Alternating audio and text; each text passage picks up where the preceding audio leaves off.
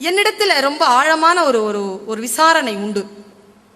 இந்த எல்லாரும் பேசுறாங்கல்ல, மாசம் மாசம் நீங்களும் கேட்குறீங்க, விழிப்புணர்வு என்ற சொல் வருகிறது எல்லோருக்கும். விழிப்புணர்வு பெற வேண்டும், நாம் எல்லோரும் விழிப்புணர்வு பெற வேண்டும். அப்படின்னா என்னங்க தெரியல நமக்கு.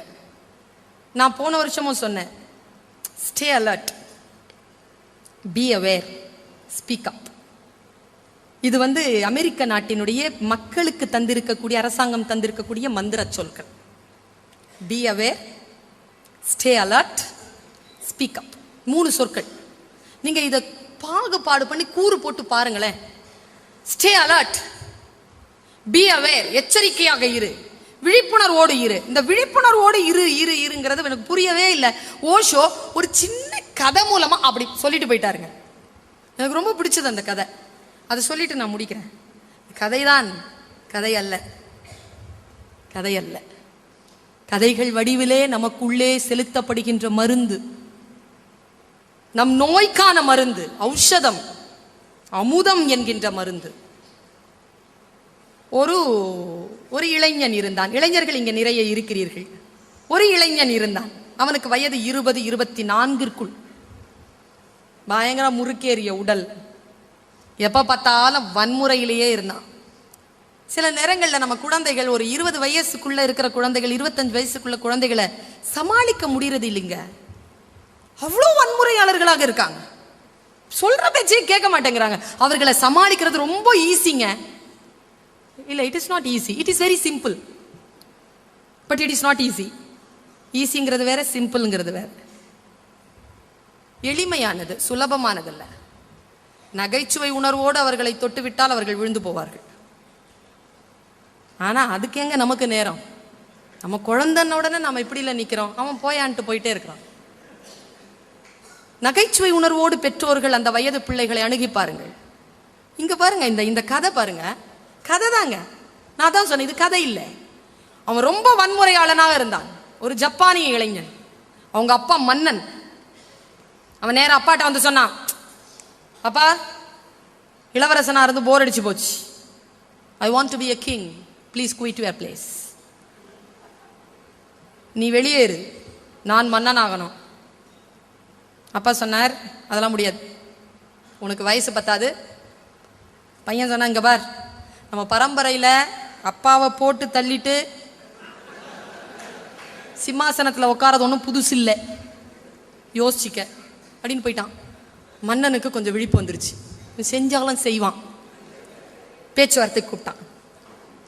வா, சிம்மாசனம் ஏறணும்னு சொன்னிய? ஆமா. எப்போ வச்சுக்கலாம் பட்டாபிஷேகத்தை? ஒரு 10 நாள்ல வச்சுக்கலாமா? வை 10 நாள், நாளைக்கே வச்சுக்கலாமே. 10 days. என்ன பண்ண போற 10 days? நீ ஒரு ட்ரைனிங்க்கு போயிட்டு வா 10 days. நான் 10வது நாள்ல உனக்கு வச்சு. என்ன ட்ரைனிங்? என் குரு கிட்ட ஒரு 10 நாள் ட்ரைனிங்க்கு போயிட்டு வா. அதெல்லாம் முடியாது. அது முடியாதுன்னா நீ என்ன வேணாலும் பண்ணிக்க. யோசிச்சான் பையன். கொலை செஞ்சுட்டு உட்கார்றதை விட ஒரு 10 நாள் பொறுத்துக்கிட்டு உட்கார்ந்தா என்ன ட்ரைனிங் கொடுத்துட போறான் இவன் குரு. அவன் பார்த்துருக்கான் அவன் குருவை. அது தொத்தலும் பொத்தலுமா இருக்கும். அதுக்கிட்ட போய் ஒரு 10 நாள் கஞ்சி சோறு சாப்பிட்டு வரணும், அவ்வளவுதானே. வரேன் அப்படின்ட்டான். குரு கிட்ட கூட்டிட்டு போனான் நான் பையனை. குரு இப்படி உட்கார்ந்துருக்கார், மெலிந்த தேகம், நீண்ட தாடி, கண்ணை மூடிட்டு உட்கார்ந்துருக்கார். வந்ததை அறிந்து கொண்டார். குருவே, என் குழந்தையை உங்களிடத்தில் ஒப்படைக்கிறேன். அவன் குரு கையை காட்டினார். 10 நாள் கழித்து அழைத்து போ அப்படின்ட்டார். வேற எதுவும் பேசல. பையன் உட்காந்துருந்தான். குருவை பார்த்தான். குரு கண்ணை மூடிக்கிட்டே இருக்கிறார். அப்பா போயிட்டார். இவன் நின்றுட்டு இருக்கான். உட்காரத்துக்கு சேர் இல்லை. ஹலோ. குரு கண்ணை திறந்தார். ட்ரைனிங் எப்போ? நாளை காலையில். இன்னைக்கு என்ன? இன்னைக்கு ஃப்ரீயா? Countdown starts now. இப்போ ஆரம்பிக்கிறேன். சரி, போய் சாப்பிடு. ட்ரைனிங் சாப்பிடப்பா, இன்னிலேருந்தே கவுண்ட் டவுன் ஆரம்பிச்சுக்க, போய் சாப்பிடுன்னு. போய் சாப்பிட உட்காந்தான். பொட்டுன்னு ஒரு அடி விழுந்தது தலையில. திரும்பி பார்த்தா அங்க போயிட்டு இருக்கிறார் குரு. வேகமா குரு கிட்ட போனா, என்ன அடிச்சுட்டு போறீங்க? ட்ரைனிங் ஆரம்பிச்சிருச்சு. நான் அடிக்கிறதா ட்ரைனிங்? ஆமா. அப்ப அப்ப நான் திருப்பி அடிக்கலாமா? அடி, உடனே அடிக்கணும். சரி, போய் உட்காந்து சாப்பிட உட்காந்து பட்டேர்னு மறுபடியும் ஒரு அடி. திரும்பி பார்த்தா குரு அங்க போறார். எழுந்து வரத்துக்குள்ள வேலை முடிஞ்சு போயிரு. ரொம்ப கோவம் வந்துருச்சு. மறுபடியும் உட்காந்தான். பட்டேர்னு மறுபடியும் அடி. பார்த்தா அங்க போறார். இவன் சாப்பிட முடியாது. சாப்பிடும் போது தான் அடிப்பியான்னு கேட்டான். ஆமா, சாப்பிடும் போது தான் அடிப்பேன். அடுத்த நாள் காலையில சாப்பிட்ற வரைக்கும் குருவையே பார்த்தானா. பார்த்து அவர் நடக்கிற நட இருக்குல்ல, சத்தம், அதையே கேட்டு வச்சுக்கிட்டான். அடுத்த நாள் காலையில சாப்பிடும் போது அவர் நட சத்தம் கேட்டவுடன் திரும்பி பார்த்தான். அடி விழல, குரு போயிட்டார். மத்தியான சாப்பாடப்போ அவர் மெதுவா வந்து அடிச்சுட்டு போயிட்டார். நைட்டு சாப்பிட்றப்போ அவருடைய வாசனையை தெரிஞ்சுக்கிட்டான்.